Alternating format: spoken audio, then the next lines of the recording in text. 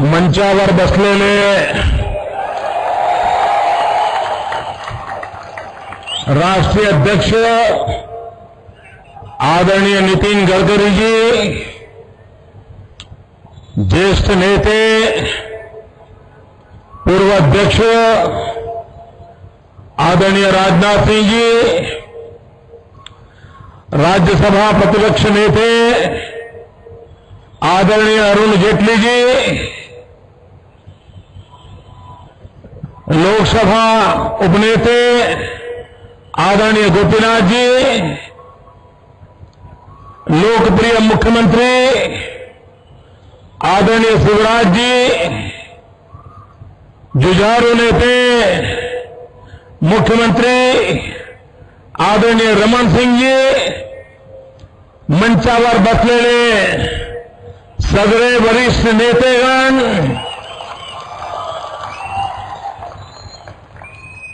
मुंबईकरांना माझे नमस्कार.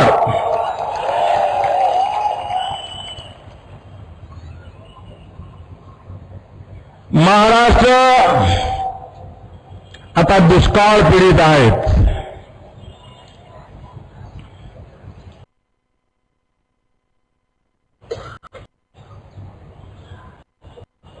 बिकट परिस्थिती आहेत. यावेळी महाराष्ट्राचे शेतकऱ्यांच्या प्रती माझी सहानुभूती व्यक्त करतोय. भाइयों बहनों, एक समय था गुजरात में 10 साल में 7 साल अकाल रहता था और हमारी तो मुसीबत ऐसी थी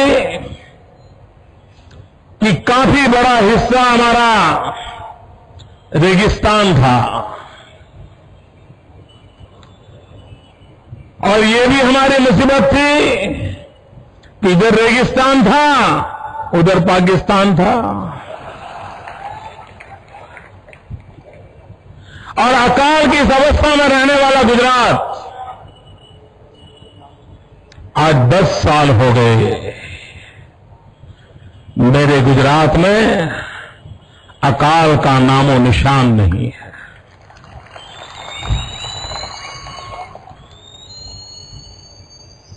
और उसका कारण है जल प्रबंधन के कारण.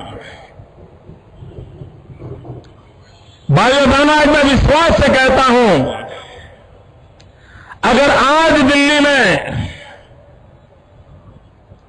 एनडीए की सरकार होती, अटल बिहारी वाजपेयी जी का नेतृत्व होता और देश में नदियों को जोड़ने का सपना अगर वो आज कार्य चलता होता तो मेरे महाराष्ट्र में ये अकाल की नौबत न आती. मेरे महाराष्ट्र के किसानों को ये अकाल से जूझना न पड़ता. मेरे महाराष्ट्र के किसानों को आत्महत्या की नौबत नहीं आती. अटल जी ने सपना देखा था देश की नदियों को जोड़ने का, लेकिन यूपीए की सरकार आते ही उस पूरे सपने को चूर चूर कर दिया गया और उसी का परिणाम है कि आज हिंदुस्तान के कुछ राज्य अकाल की भयंकर विपदा से गुजर रहे हैं और महाराष्ट्र बहुत बड़े संकट से गुजर रहा है. ये क्यों हो रहा है?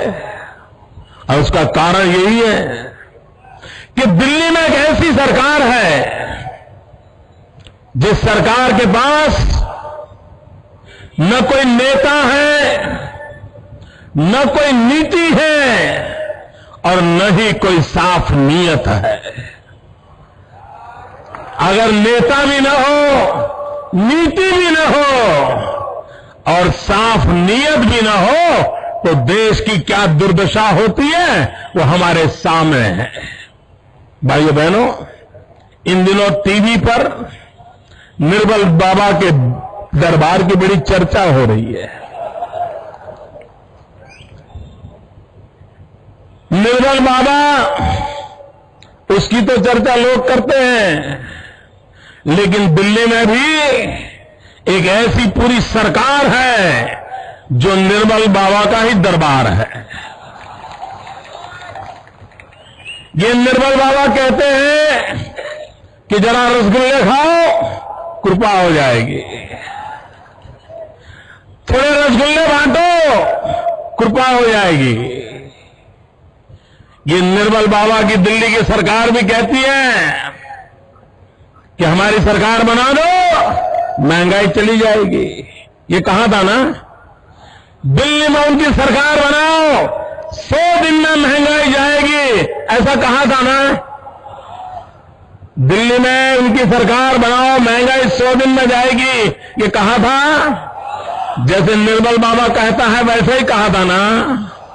गई भाई, निर्मल बाबा के खिलाफ तो केस चल रहा है। मैं जनता की अदालत में ये दिल्ली की निर्मल बाबा वाली ये सरकार के खिलाफ केस दर्ज कराने आया हूं भाइयों। ये जनता की अदालत में मैं केस दर्ज करने का ही आया हूं। ये कैसी सरकार है जी?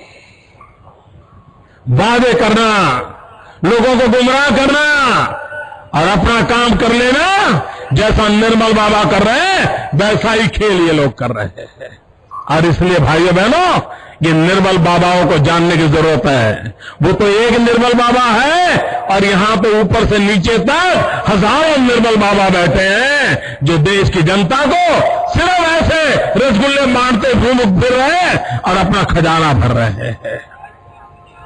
भाइयों बहनों, अभी प्रधानमंत्री जी ने जश्न मनाया 3 साल की उनकी सरकार का।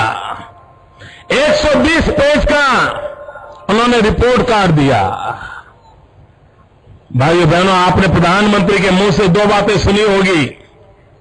एक, उन्होंने कहा था कि देश में नक्सलवाद ये देश की सबसे बड़ी समस्या है। एक खुद डॉक्टर मनमोहन सिंह जी के शब्द है, मेरे नहीं है। लेकिन उनके रिपोर्ट कार्ड में उस समस्या के संबंध में उन्होंने क्या किया, कितनी सफलता पाई, कहां रुके हैं, कहां अटके हैं, उसके संबंध में एक शब्द भी जिक्र नहीं किया है। प्रधानमंत्री जी, जिस बात को आप गंभीर मानते थे, 3 साल के आपके खुद के रिपोर्ट कार्ड में आप उसका जिक्र तक नहीं करते, तब देश को सवाल उठता है कि आप 3 साल का जश्न किस बात के लिए मना रहे थे। प्रधानमंत्री जी ने एक दूसरी बात कही थी। प्रधानमंत्री जी ने कहा था कि हिंदुस्तान के अंदर जो माल न्यूट्रिशन है, उस माल न्यूट्रिशन के कारण हिंदुस्तान का माथा शर्म से झुक जाता है। कुपोषण के कारण, कुपोषण की भयानकता के कारण हिंदुस्तान का माथा शर्म से झुक जाता है। ये शब्द भी डॉक्टर मनमोहन सिंह जी के हैं। मैं आज उनसे पूछना चाहता हूं कि प्रधानमंत्री जी, जिसके लिए आपका माथा शर्म से झुक जाने की वजह वेदना को आपने प्रकट किया था, क्या कारण है कि 3 साल के आपके रिपोर्ट कार्ड में इस कुपोषण के लिए आपने क्या किया, क्या योजना बनाई, उस योजना का क्या लाभ हुआ, उसका जिक्र तक नहीं है। क्या कारण है, देश जानना चाहता है। प्रधानमंत्री जी कभी कभी कहते हैं कि हमारी कुछ गठबंधन की मजबूरियां हैं, गठबंधन की मजबूरियां हैं। प्रधानमंत्री जी, मैं आपको एक छोटा सवाल पूछना चाहता हूं और इस जनता की अदालत में खड़ा रह करके पूछना चाहता हूं। आपके विदेश मंत्री, और विदेश मंत्री एक प्रकार से विश्व में हमारे देश की शान का प्रतिनिधित्व करते हैं। आपके विदेश मंत्री यूएन की सभा में खड़े होकर के दूसरे देश का भाषण पढ़ना शुरू कर दे, इसमें गठबंधन की कौन सी मजबूरी है? देश जानना चाहता है। आप कहते हैं गठबंधन की मजबूरी है, हम पूछना चाहते हैं मैं प्रधानमंत्री को पूछना चाहता हूं कि केंद्र में मुख्य प्रधानमंत्री कांग्रेस पार्टी के हैं, केंद्र में डिफेंस मंत्री कांग्रेस पार्टी के हैं। आप हमें बताइए, देश की आजादी के बाद कभी भी दिल्ली में बैठी हुई सरकार को सेना के साथ कभी झगड़ा नहीं हुआ है। दिल्ली में बैठी हुई सरकार को कभी सेना के साथ विवाद नहीं हुआ है। वो कौन सी गठबंधन की मजबूरी है, जबकि डिफेंस मंत्री आपका कांग्रेस का है, जबकि प्रधानमंत्री कांग्रेस का है, और आज दिल्ली की सरकार लगातार सेना के साथ भिड़ रही है। ये कौन सी गठबंधन की मजबूरी है? प्रधानमंत्री जी देश जानना चाहता है।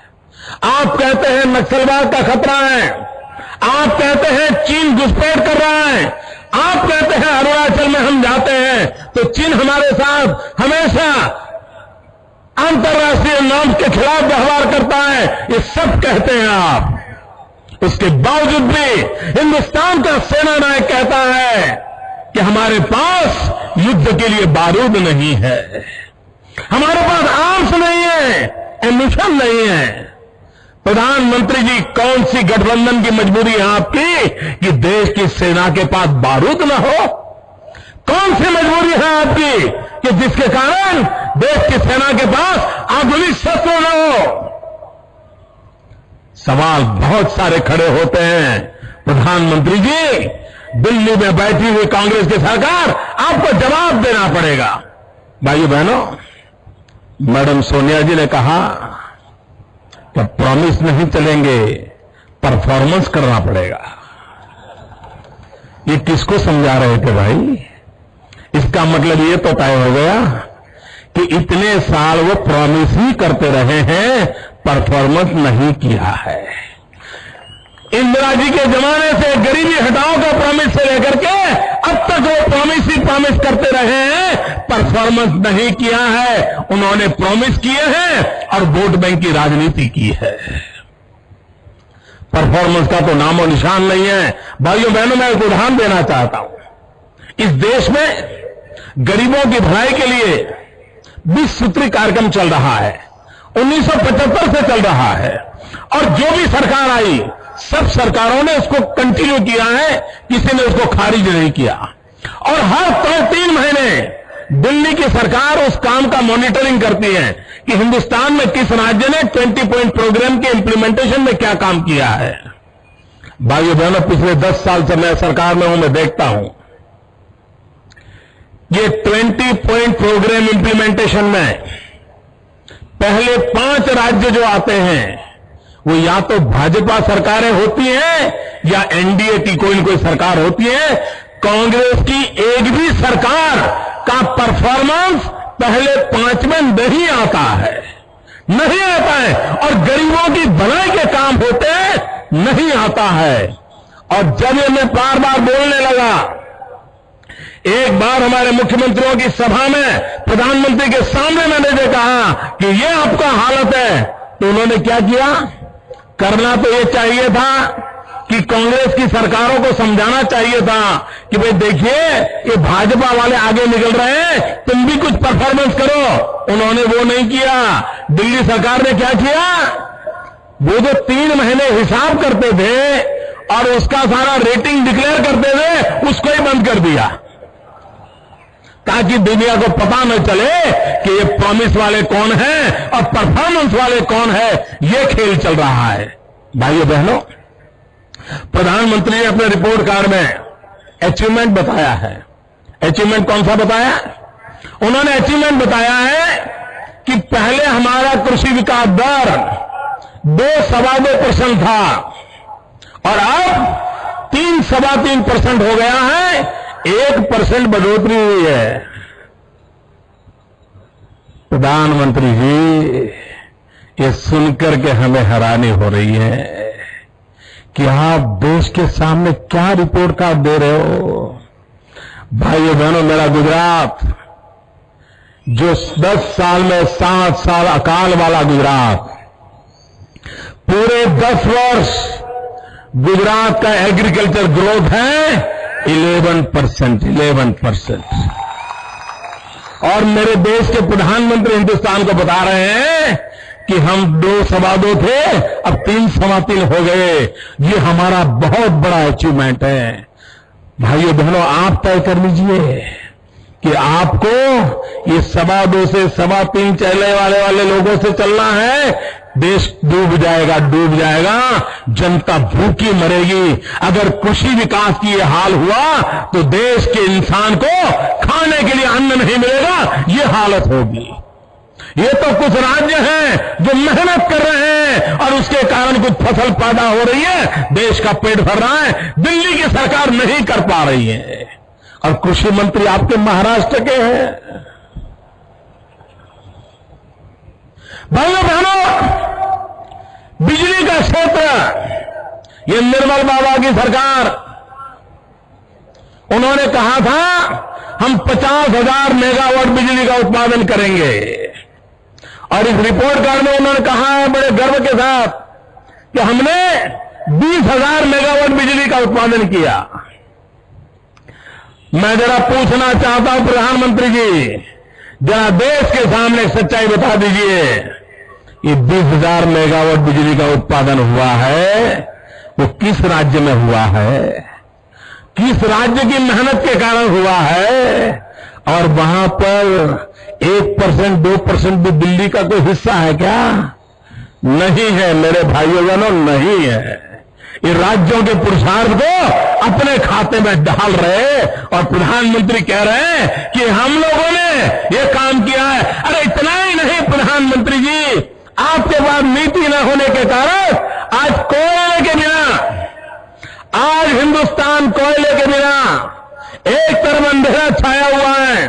लोग बिजली के लिए तरस रहे हैं, किसान को बिजली चाहिए, उद्योग को बिजली चाहिए, नौजवान को गांव में पढ़ाई के लिए रात को बिजली की जरूरत है, मां बीमार है तो बेटा चाहता है कि बिजली आए, पंखा चले, मां को छाता मिले। लेकिन प्रधानमंत्री जी, कोयले के कारण, आपकी नीतियों के अभाव के कारण, कोयले में भ्रष्टाचार चलने के कारण आज देश के बिजली के जो कारखाने लगे हुए हैं उनको सफिशिएंट कोयला नहीं मिल रहा है और उसके कारण जो बिजली के कारखाने लगे हुए हैं उसका आज सिर्फ 60% उपयोग हो रहा है, 40% वैसे के वैसे बंद पड़े हैं। कम से कम कोयला और गैस मिल जाता तो भी शायद ज्यादा बिजली मिल जाती और हिंदुस्तान के किसान को बिजली मुहैया होती। लेकिन सिर्फ कोयले के संबंध में आपकी नीतियों के अभाव के कारण आज ये स्थिति बनी है। और दिल्ली में प्रधानमंत्री ने पहली बार एक बात को स्वीकार किया है और मैं मानता हूं एक प्रकार से उन्होंने अपनी विफलता को स्वीकार किया है। अपने रिपोर्ट कार्ड में उन्होंने कहा है कि हमें राज्यों के साथ अपने संबंध सुधारने पड़ेंगे। मतलब पक्का हो गया कि उन्होंने राज्यों को कभी आदर के साथ, समानता के साथ स्वीकार नहीं किया।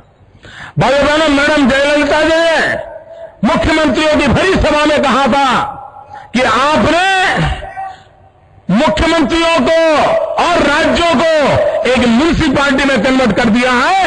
आपने राज्यों को बहुत ही नीचे करने की कोशिश की है। और मैं बड़ी गंभीरता के साथ आज दिल्ली की सरकार पर आरोप लगाता हूं कि दिल्ली की सल्तनत ने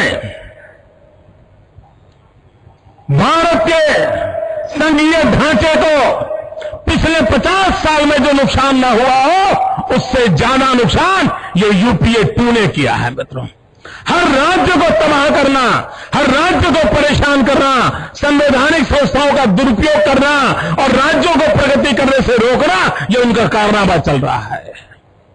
अभी एक कानून लाए एनसीटीसी और क्या कहने के लिए लाए? आतंकवाद के खिलाफ लड़ने के लिए ये एनसीटीसी की जरूरत है। मैंने उनको सवाल पूछा कि प्रधानमंत्री जी बताइए, आप राज्यों के हाथ से शक्ति क्यों छीन रहे हो? क्यों दिल्ली के कब्जे में सारी सत्ता हथिया रहे हो? कानून व्यवस्था अगर राज्य का विषय है तो ये खेल क्यों खेला जा रहा है? राज्यों को निशस्त्र क्यों कर दिया जा रहा है? उसको शक्तिहीन क्यों किया जा रहा है?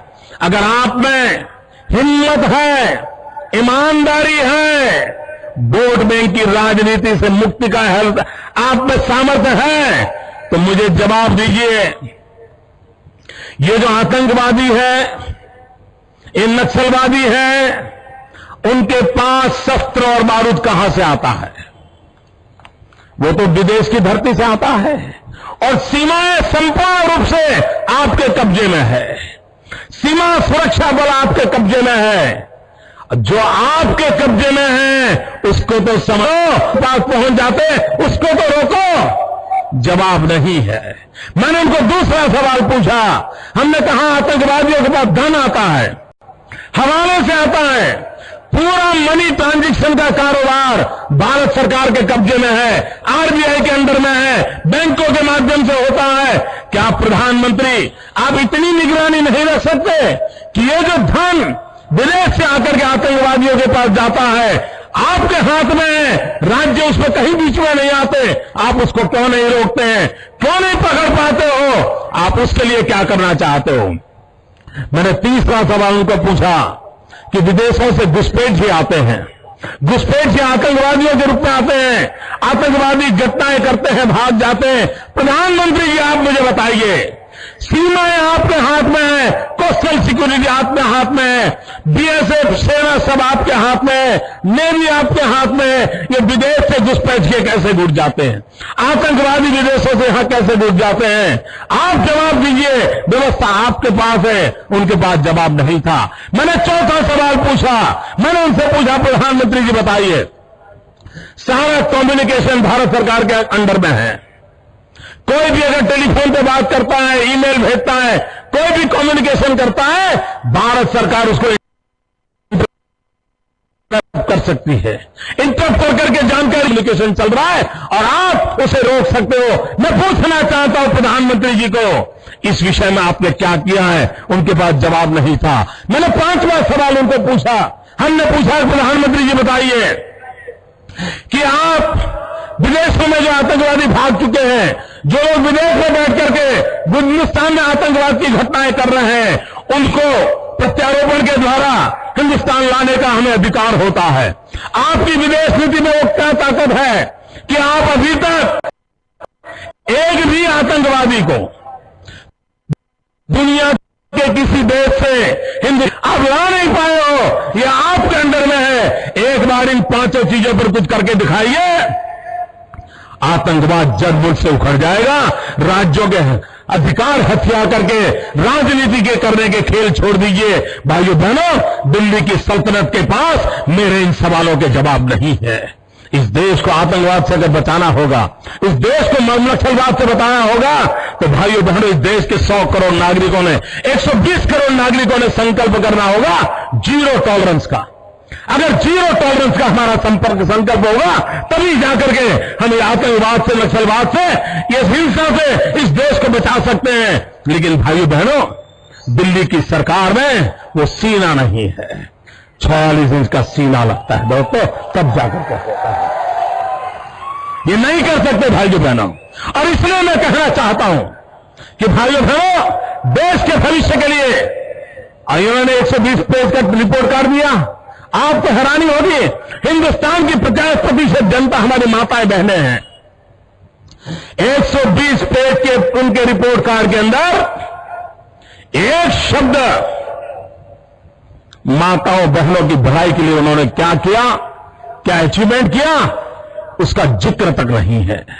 भाइयों बहनों, हिंदुस्तान आज दुनिया का सबसे युवा देश है। चीन के साथ अगर हमें स्पर्धा करनी है, 21वीं सदी हिंदुस्तान की सदी बनानी है, तो बनेगी हमारी युवा शक्ति के माध्यम से।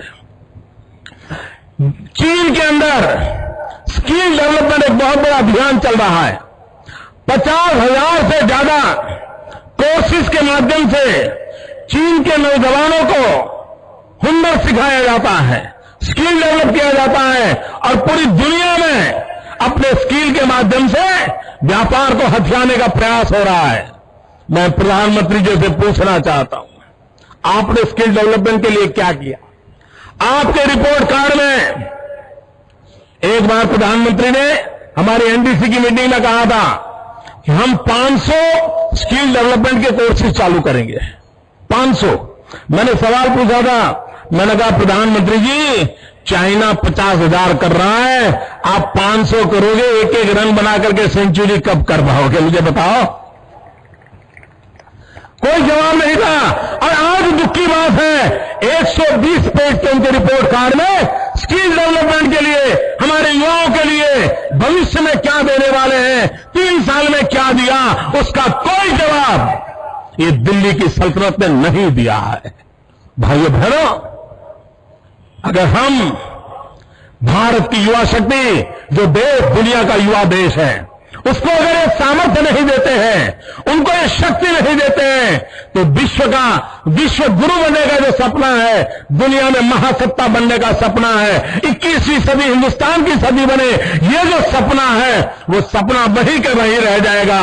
भाइयों बहनों, दिल्ली में ऐसी सल्तनत रहते हुए कोई सपने पूरे होने की संभावना नहीं है। महंगाई की जो हाल किया है, पेट्रोल का जो दाम बढ़ा है, उस पर कई वक्ताओं ने कहा है, इसलिए मैं उसका उल्लेख नहीं कर रहा हूं। और मैं एनडीए का भी की तरफ से पूरे भारत बंद का ऐलान किया गया है, और इसलिए दिल्ली की सरकार कैसे रिस्पॉन्ड करती है, देश इंतजार कर रहा है। देश सोच रहा है क्या भारत की जनता की भावनाओं का दिल्ली के दरबार में कोई आदर है कि नहीं। इसकी कसौटी का काल बनने वाला है, और दिल्ली की सरकार ऐसी है कि उसको हिंदुस्तान के आम आदमी की संवेदनाओं से कोई लेना देना नहीं है। वो सिर्फ अपनी राजनीति करने पर तुले हुए हैं। भाइयों बहनों, एक के बाद एक कानून ऐसे ला रहे हैं। अभी वो कम्युनल वायलेंस बिल पर सोच रहे हैं, उसमें तो उन्होंने तय किया है उस बिल में कि हिंदुस्तान का जो बहुमत समाज है उसको दोषी मान करके ही आगे कार्रवाई होगी। ये कौन सा खेल चल रहा है? भाइयों बहनों, अमरनाथ की यात्रा किसी जमाने में 3 महीने 4-4 महीने चलती थी। ये दिल्ली की सरकार की हालत देखिए, ये अमरनाथ की यात्रा के दिन कम होते होते होते अब 40-45 दिन पर आ गई है, और संख्या जाने वालों की 2 लाख से 8 लाख पहुंच गई है। लेकिन ये दिल्ली की सल्तनत न उनका ही पार्टनर सरकार है कश्मीर में, उससे ये नहीं करवा पा रही है कि हिंदुस्तान वासी अमरनाथ जाना चाहता है, कम से कम उसको अवसर दिया जाए। ये भी कराने का सामर्थ्य ये दिल्ली की सल्तनत में नहीं है। और इसलिए भाइयों बहनों, अब समय का इंतजार देश कब तक करेगा? समय की मांग है कि देश एक होकर के इस दिल्ली की सल्तनत के खिलाफ आवाज उठाएं। एक पल के लिए ये सरकार नहीं रहनी चाहिए, और जितने दिन ज्यादा रहेगी देश तबाह हो जाएगा।